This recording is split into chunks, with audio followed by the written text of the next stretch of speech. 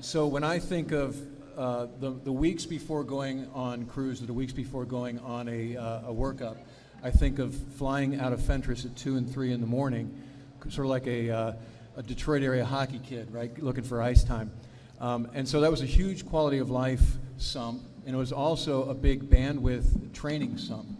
Can you mention some of, because we've talked about capability and ease of training, can you mention what you think the quotient is that could be realized by this airplane's inherent flying capabilities and ease in the pattern, that kind of thing? Absolutely.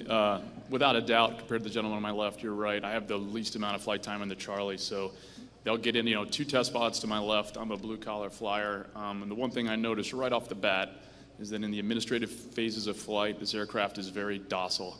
We started to talk about Fentress. Well, for us down at Eglin, our outlying field is going to be Choctaw. And as we get ready to send this jet to the boat in October for the first developmental test, we're going to see how this aircraft really behaves at the boat. But even with our limited exposure so far, it's easy to tell that this aircraft is going to be a treat to fly behind the boat. These guys, if you care to ask, will get into the mathematics behind the improved direct lift control and alpha this and theta that, and I won't muddle through that. But what I will tell you is that translates, even at this juncture, hard to quantify, but I can tell you without a doubt, we see the number of FCLP sorties going down.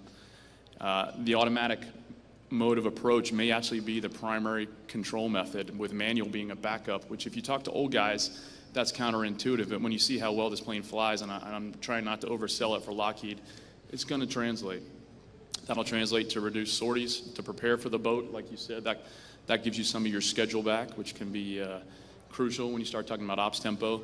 I think when you get out to the boat, it translates, technical challenges aside, more first pass arrestments, higher safety margin, less sea space consumed, and ultimately over the life of the program, that translates to dollars. So it may be a bit premature, you may have to hold me this, but I'm willing to bet we're going to see some improved performance at the boat based on some of the stuff that the engineers have done, and that's not me, that's this guy's right here.